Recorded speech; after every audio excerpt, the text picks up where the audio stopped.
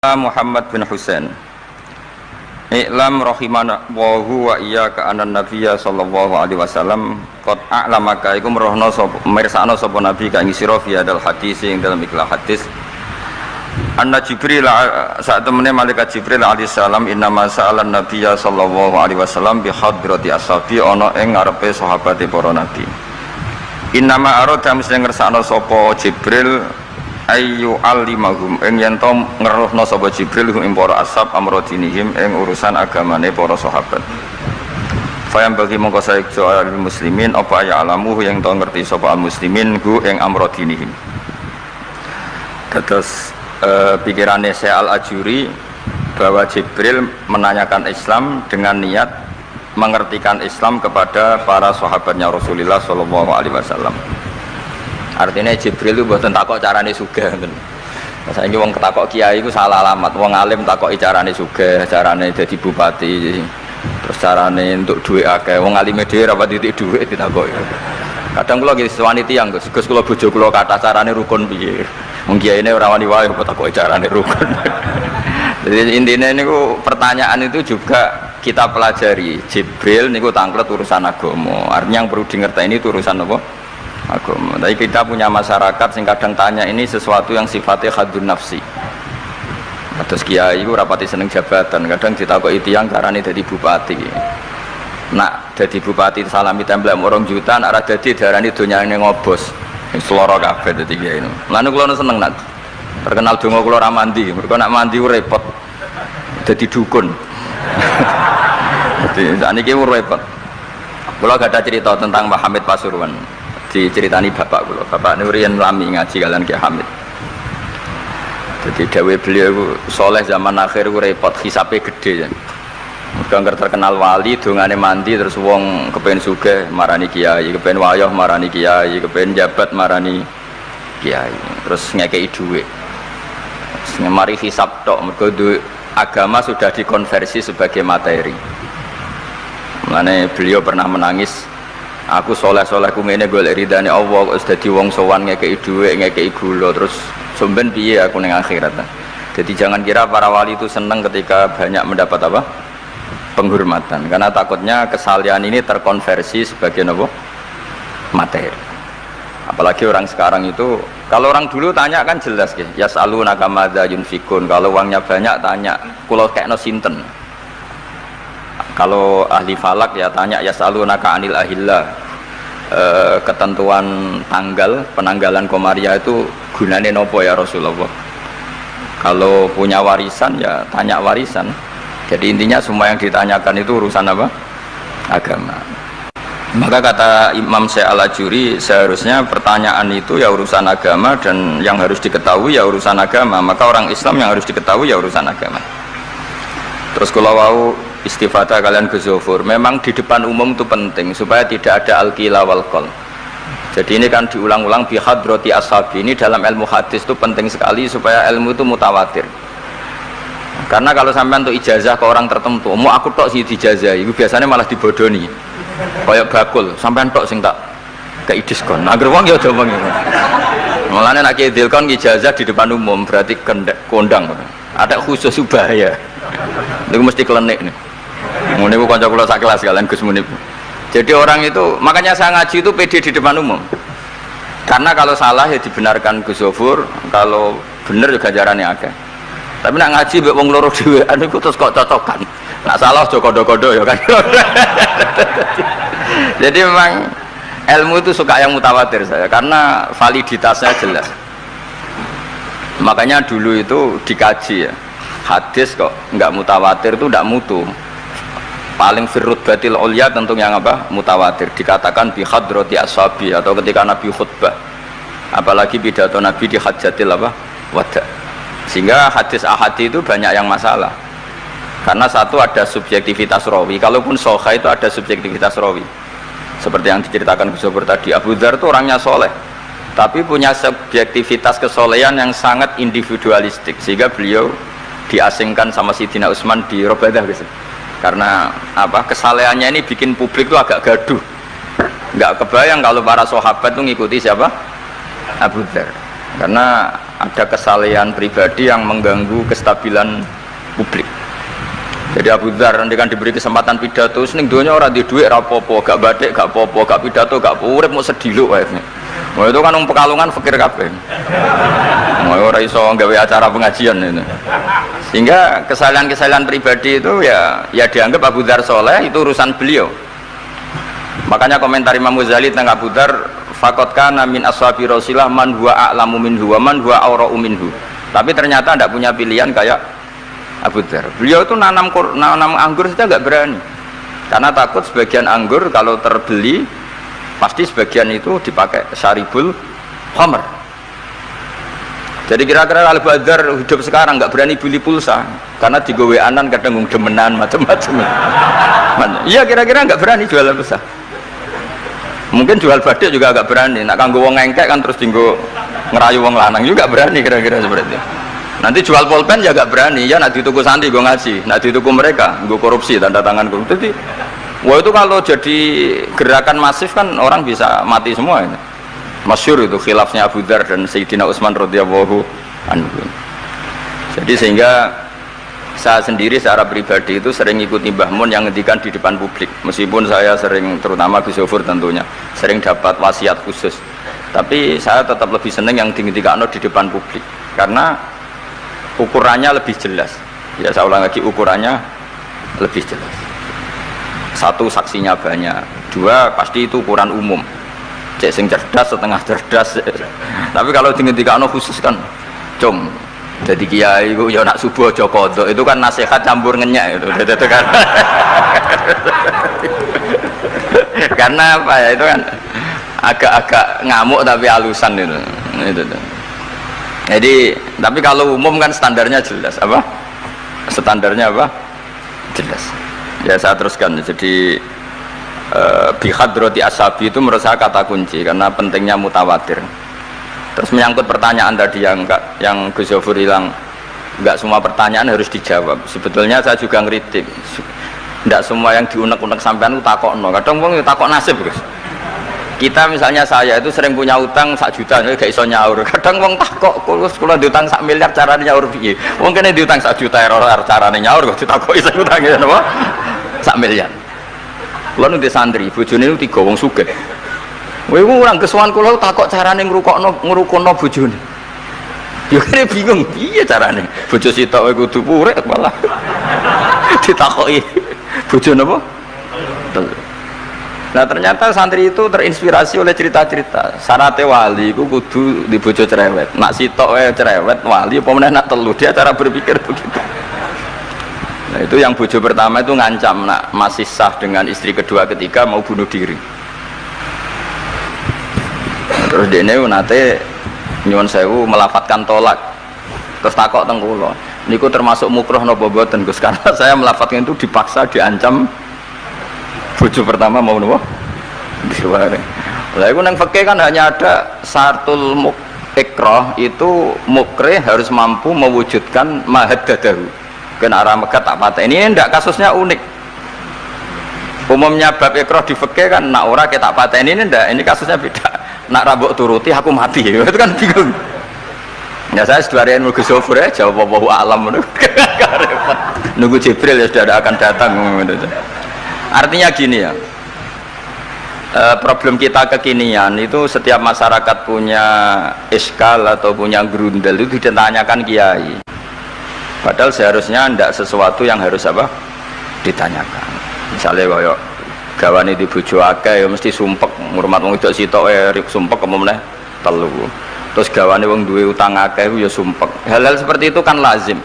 Sebenarnya nggak perlu ditanyakan, biasa wae standar. Tapi kita ini sering menuntut orang lain menjadi solusi ya bagi orang itu. Makanya saya kalau ngajar di Jogja itu sering cerita begitu. Problem orang kota itu adalah kalau punya beban itu dibebankan ke negara atau ke kiai atau ke ustadz. Padahal beban ini sebagai hukuman karena kesalahannya apa? Sendiri. Saya masih ingat betul ketika kasus Aid. Mbah Mun itu orang yang sangat syafiq li ummati, sangat syafiq lah, sangat syafaqah pada umatnya. Ketika ada seorang dokter peneliti obat Aid, itu sangat tertantang, dia sangat obsesi bisa menyembuhkan aid yang karena free sex ya, bukan karena ketularan. Saya ulang lagi, yang karena seks bebas, bukan karena ketularan. Itu tidak biasanya yai duko, baru pertama itu saya melihat yai itu agak duko. Terus beliau tidak jawab, tapi setelah dokter itu pulang ngendikan begini, pangeran itu kadang ngersano kabeh itu ono sanksine, cara bahasa modern ono sanksine. Ya tujuannya pangeran itu wong ben tobat, ben balik nang Allah. Jadi ono wong uripe ngawur diutang, ya sanksine wong urip ngawur diutang ben uripe apik. Intinya Mbah Mun mau ngendikan kesalahan itu pantese ya ono sanksine ben wong tobat. Lah saiki kiai iku nek ditakoki ngono berusaha cari solusi sanksiku, padahal Allah kepengen memberi sanksi. Enggak sampean misalnya zaman mondok ras regep terus bareng saiki dadi kiai bingung terus kula kan dadi solusi Gus kayak donga laduni. Wong pangeran ngekeki sanksi kuwe zamane mondok ras regep. Ben ora rasane isin maca keliru di depan umum. Malah yo ijazah napa? Laduni. Jadi itu pelajaran bagi saya menurut saya. Jadi kata Mbah Mun, la'allahum yarji'un itu, la'allahum yantahun yang di Quran itu satu kesalahan itu pasti Allah itu menghendaki ada apa? Sanksi. Tentu maksudnya Allah baik supaya tobat. Tapi sekarang sanksi itu mau dihilangkan. Kadang konsultannya itu kayak bojo kepengen minggat, sing lanang tak takoki kena apa? Mun lami Gus boten kula nafakoi. Ya aku yang mending normalnya aku minggat, aku terlambat bojomu kepengen minggat saiki aku terlambat. Kudune wis wingi-wingi. Normalnya wong lanang ra tanggung jawab, mencen sanksine bojone minggat. Itu kalau kiai ini ra perlu memberi napa? Solusi. Tak takoki lah minggate ning diteng-teng tuane. Berarti bojomu pinter. Wis ngerti sing lanang ra kena deloki melok wong tuane ya menika. Dadi nah seperti itu menurut saya semua kiai itu harus kayak saya dalam bab itu. Tapi mereka nyari donga, piye bojo iki ra dicukupilah seneng. Terus golek akeh pengasih, golek jimat. Akhirnya bangun nanti cerita, sing kula malah tak kenang sih. Akhirnya kiai ini nganti lali ya. Ono melarat ijazah kiai. Berhubung kiai ini ku isin muni ra iso diijazahi duha mek donga. Kiai ini ku lali nak dhewe fakir. Akhirnya yang minta ijazah itu ditimbali Mbah Mun. Rene tak ijazahi. Kowe yo ijazah duha mek sapa kiai iki. Lha kiai ku dhewe fakir kok jalu ijazah. Jadi ijazah ya aku yang sukses dari kiai sugih. Artinya apa? Benar ceritanya Gus Zofur, gara-gara setiap pertanyaan itu memaksakan bisa jawab. Jadi kayak kok neng pondok loh, sekarang dene dia Joko tua, lo kok ngeke ijazah mahabbah. Pondok ganti Joko tua. Itu di pondok mana-mana Gus itu ada ijazah laduni. Padahal sing ijazah itu ya tau ramu. Sekolahnya ora tau buka. Ngono dicalon ijazah laduni yo. Coba di pondok-pondok beredar gak ijazah ketemu Nabi Khidir? Beredar. Padahal yang ijazah juga gak pernah. Nah itu karena yang diceritakan Gus tadi memaksakan bisa. Jadi sekarang ini diwarai iso ya santai wae. Nah aku pengen ngipi ketemu Rasulullah itu beredar gak ijazah itu? Mungkin Pak Del kan yang pernah mengijazahkan itu. Tapi ya ora tahu. Sampe tahu ijazah nih Pak Zakaria. Oh, jadi apa? Ijazah itu terus ya. Karena jubir Torekoh nih. Jadi intinya kalau tidak bisa ya bilang saja tidak bisa. Sampai apa jangan kita lupa tadi ya, sampai lupa daratan tadi karena problem negara kita termasuk itu. Semua intelektual, semua pakar kalau ditanya semuanya jawab. Akhirnya kan gaduh. Semuanya punya rumus, semuanya punya versi. Makanya gaduh. Misalnya pemerataan Indonesia rumusnya gimana? Yang satu bilang wah ibu kotanya dipindah, yang satu bilang enggak harus ada sentralisasi di Jawa supaya ada kualitas A, ada kampus terbaik, ulama terbaik. Kalau diratakan nanti kemampuannya rata itu justru enggak bagus. Yang ketiga enggak wah kualitas demokrasinya dijaga, yang satu enggak demokrasi tanpa ekonomi enggak bisa. Wah. Nak sehari santri, wes dunia rasa pikir, besok mati, ben. Nah itu kan karena memaksakan jawab, akhirnya ada kegaduhan tadi. Semuanya paling benak itu soalnya takoi, semuanya wawahu. Alam senajan toh sing takok muni wes suwe bah, gak masalah itu sementing. Ya saya teruskan. Wa amal imanu fawajibun ala kulli muslimin ayyumina billahi azza wa jalla wa bi jami'i malaikati wa bi jami'i kutubihi allati rupane kutub anzalha Allah ala rusuli wa bi jami'i anbiya'i wa bil mauti wa bil ba'si min ba'dil mauti wa bil jannati wan nar. Wa bimalan kelan perkara jaat bihi bala saru pira-pira hadis utawa pira-pira riwayat fi ahaditsa ing dalem pira-pira hadis ukhara kang liya-liya. Mislu yu'mina bisirat kelawan timbangan wal kelawan rat apa wat. Nah kiye kono maknani wat jembatan wal mizan wal khaut wasyafaah wa bi adzabil qabri. Lan termasuk ini sing khasi ahli sunnah wa bi kaumin dan iman kelan anane kaum yukhrajuna kang dentokno sapa kaum minan nari saking neraka. Ini yang mulai khasnya ahli sunnah wal jamaah aswaja kita. Kita harus iman kalau nanti itu ada keluarga. Saya tahu persis teks ini ada di Sahih Muslim ketika zaman tabi'in yang masih ada sahabat banyak. Sebetulnya bukan zaman tabi'in banget karena zaman itu masih banyak apa? Sahabat. Itu mereka cara berpikir sudah semua ahlun nar itu redaksi di Quran tuh khalidina fiha, sehingga zaman tabi'in sudah banyak yang berpikir nggak ada kemungkinan orang sing yukhrajuna minan nar. Sehingga terus ada kafilah, itu ada delegasi, ayo kita ke Medina, semoga kita ketemu sebagian ashabu Rasulillah. Sehingga cerita akhirnya ketemu beberapa sahabat. Di situ diceritakan ada Jabir, ada beberapa lah yang sahabat sepuh bahkan. Nah, terus si Jabir ini, sahabat Jabir ini cerita kalau itu memang ada di syafaati Rasulillah Shallallahu Alaihi Wasallam. Tapi satu kontingen ini yang tetap berpikiran tidak ada syafaat itu banyak. Alasannya semua cerita tentang ahlun nar adalah khalidina fiha. Ketika Jabir masih hidup itu ya sempat terjadi debat. Loh itu yang khalidina fiha itu amma ahlun nar alladzina hum ahluha. Memang dia berhabitat neraka, memang alamatnya neraka. Kalau orang mukmin atau orang muslim itu tidak punya alamat neraka, cuma dia singgah. Yang cari pengalaman apa tidak tahu, pokoknya dia itu singgah. Nah itu kan sehingga ini menjadi khas.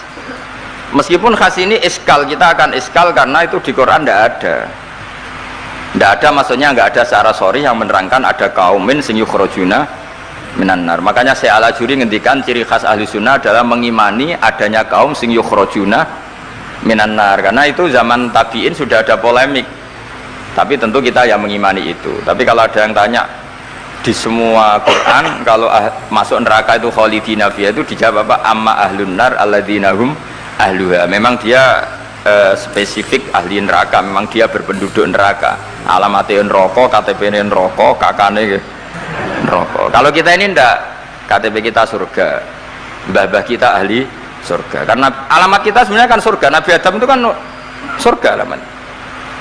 Makanya saya ngaji di mana-mana itu betapa baiknya agama ini, karena kunci surga kita sudah dikasih tahu miftahul jannah, sementara kita tidak tahu kuncinya neraka. Jadi kena mlebu neraka itu kebangetan gitu. Wong ora roh kuncine kok mlebu. Tapi jare kancaku, wah gak ono pintune Gus, dadi langsung blesek. Ini problemnya itu. Tapi nek sampean mlebu neraka itu kebangetan. Karena yang kita punya kuncinya itu surga, kita tidak punya kunci neraka. Ono sing dikunci neraka, betul toh? Nah, harusnya kita nggak bisa masuk neraka karena nggak punya kuncinya. Jadi kalau nak maca hadis miftahul jannah la ya ilwa itu syukur kalau cek apike Kanjeng Nabi, wong kunci kok ditudono. Itu kan luar biasa. Jadi orang memahami hadis itu. Saya ini tahadus bi nikmah, ini mumpung ada Gus Zofur, ini saya tasihkan. Wal asri demi masa, demi waktu. Saya ketika baca ayat yuridu wa bikumul yusra wala yuridu bikumul usra, dengan ayat wal asri demi waktu, itu memang luar biasa Islam itu. Coba ya, kita baca kalimat tauhid itu kan hanya butuh waktu setengah menit, mungkin tidak ada la ilaha illallah Muhammadur Rasulullah. Waktu yang sesikat itu bisa menghapus kekafiran di masa lalu. Jadi misalnya orang kafir 70 tahun itu terhapus kekafirannya hanya dengan singkat melafadzkan la ilaha illallah Muhammadur Rasulullah. Dan waktu pas dia melafadzkan syahadat ini momen paling dikenang ketika nanti di akhirat. Wal asr demi waktu. Jadi artinya apa? Momen terbaik kita adalah ketika melafadzkan itu. Dan kalimat itu mudah dan sah asal belum yughorghir, belum keler-kelerek, sah. Dan tanpa syarat. Misalnya sholat tidak butuh suci, butuh nutupi aurat, butuh melakukan rukun dan syarat. Syahadat enggak. Lau talaffadhu kafirun bihadi syahadah mesti apa sohat hadi syahadah. Padahal kafir urung adus ijek junub. Itu langsung sah. Betapa mudahnya agama ini, kalimat yang menyelamatkan orang-orang dari neraka kemudian nggak banyak prosedur untuk menjadi sah. Nah ini saya cerita ya, betapa agama ini mudah ya kan, kalimat yang bisa menghilangkan kekafiran kemudian tidak banyak syarat.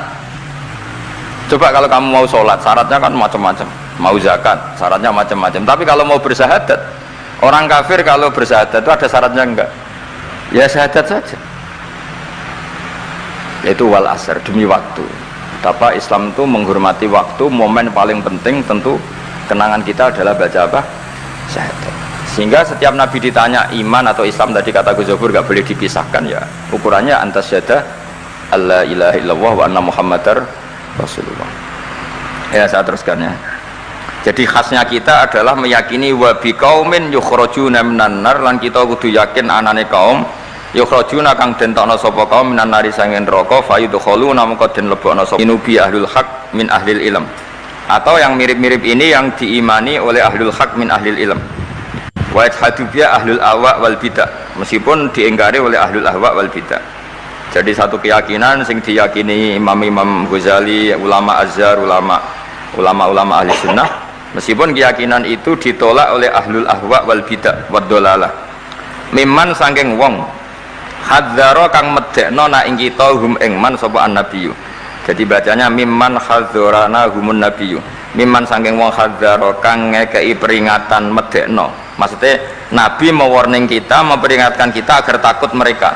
Mimman sangking wong hadzaro kang medekno na ing kita hum sangka man sing dolalah wau sapa annabiyyu sallallahu alaihi wasallam, wa hadzarona lan medekno na ing kita hum ing anut man sing dolalah wau sapa sahabat para sahabat wa tabiun lan sing para anut lagu maring sahabat biasanin wa ulamaul muslimin lan yang memberi perangan itu para ulama-ulama Islam.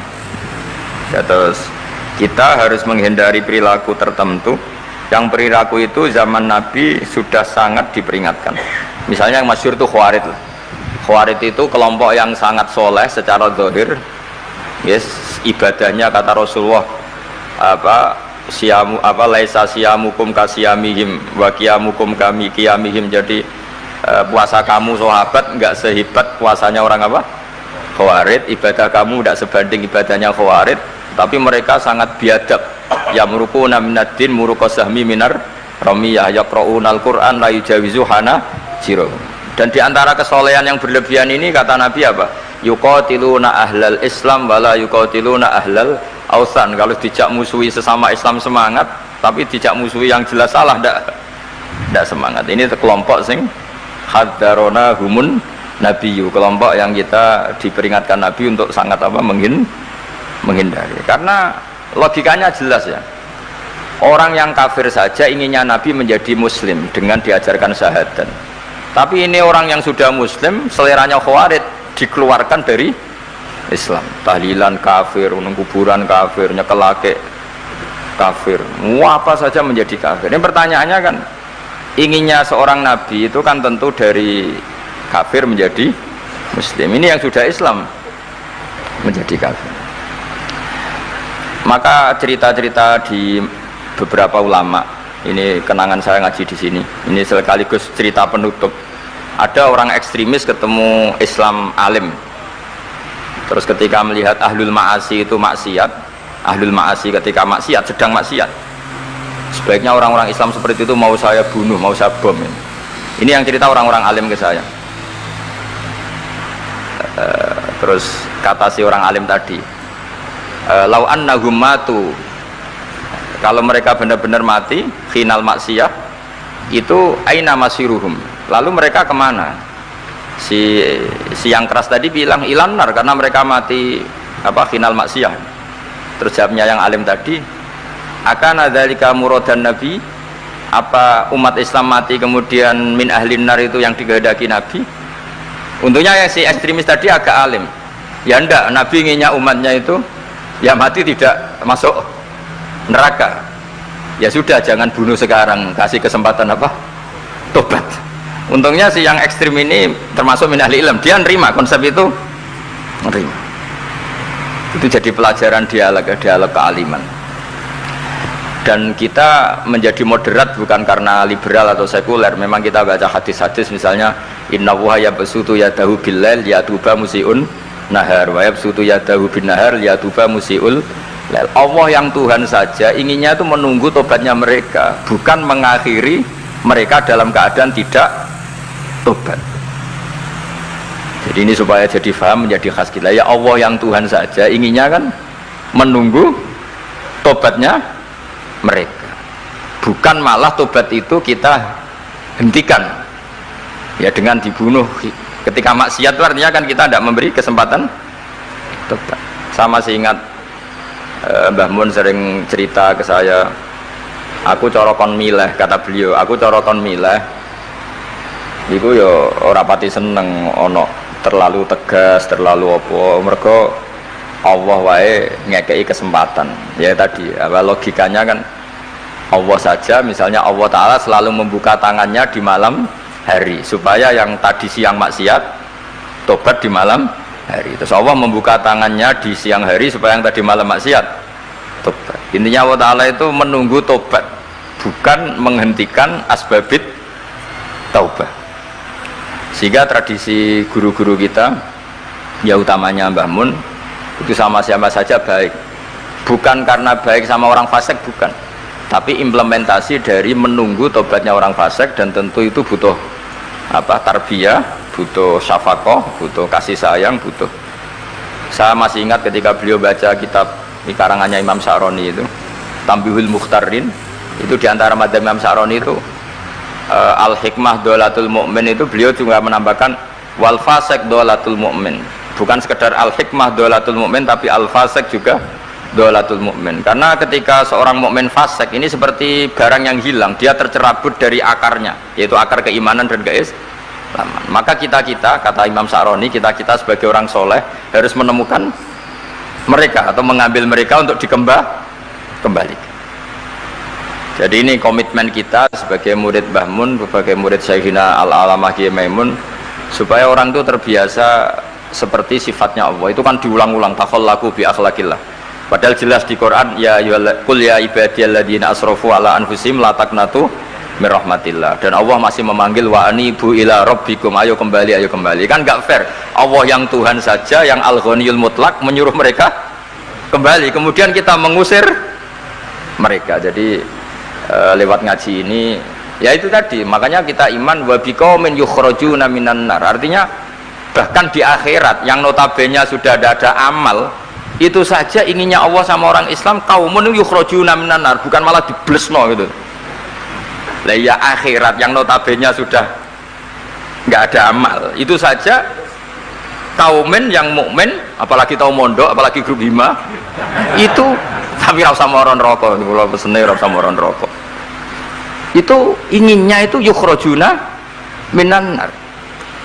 Makanya kalau baca hadis itu harus ada zauk, selain ilmu itu harus ada zauk.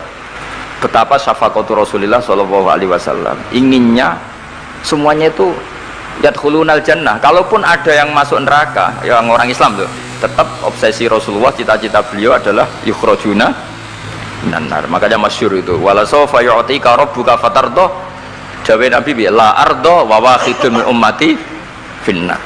Saya tidak akan ridho ya Allah, tidak akan puas wa wahidun min ummati finnar.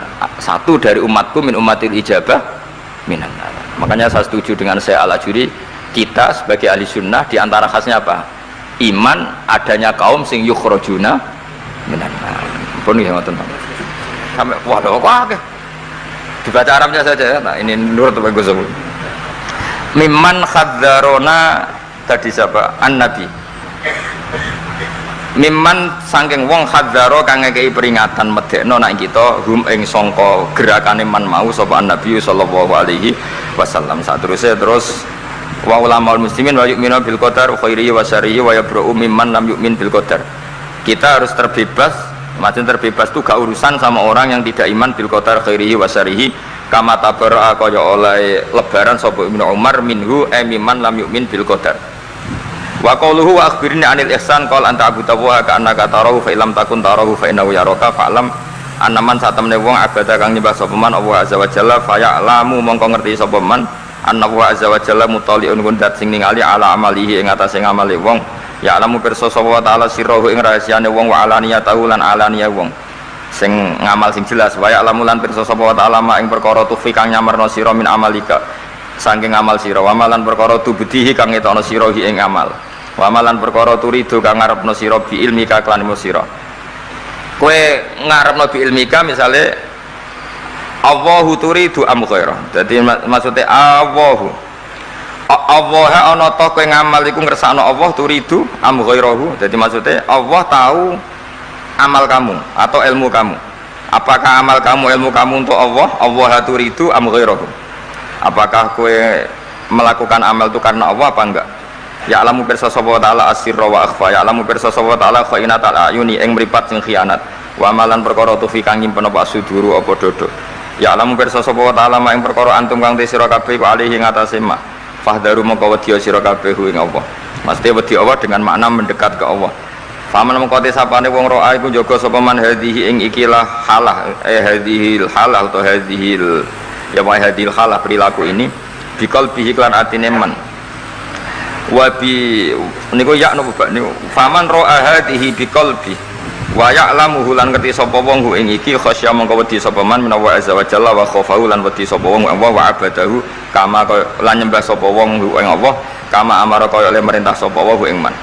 Fa in kunta mongko lamun ana sira an hadil muraati sange iki ilang ngrekso ati nak dipirsani Allah ana iku fi ghaflatin ing dalem lali fa innahu mongko satune Allah taala ku ya ora kamirsani sapa wa kang sira summa ilaihi mongko nuli maring Allah sarasan marjiuka te bali sira fa yunabbu ka mongko nyritakno sapa wa kang sira bima kunta kelawan barang sing apa wae ngamal tak malu nglakoni sira ku ing man fahdar mongko wedi sira al ghaflata ing lali fi ibadatika ing dalem oleh nyembah sira iya ing Allah wa'budhu lan nyembah sira ing Allah kama amraka kaya oleh merintah sapa kang sira la kama turidu ora kok kaya sing mbok karepno dadi nyembah Allah sebagaimana perintahnya bukan seperti yang kita inginkan wasta'in lan jaluk tulung sira bihi lan Allah wa atasim lan tetanggena sira bihi lan Allah fa innahu mongko satemene wa ta'ala iku layak tok ora bakal mutus hubungan sapa Allah ora bakal mutus rojak sapa Allah man ing wong lajak kang ngungsi sapa man ilahi maring Allah. Allah tidak akan memutus harapan orang sing mengungsi ke Allah. Maksudnya Allah akan selalu menuruti harapannya. Toh waqad dominalan hale teman-teman wis nanggung sapa wa taala liman kedhe wong eta soma kang cecekelan sapa man bi iklan Allah. Allah nanggung ayah diaku. Ing yen to nunjukna sapa Allah ing man ila siratal mustaqim maring dalan sing jejeg. Kita tahu Syekhina sering cerita, sering motivasi apa walladzina jahadu fina lanahdiyannahum subulana. Asal kita serius ilallah pasti Allah akan menunjukkan jalan.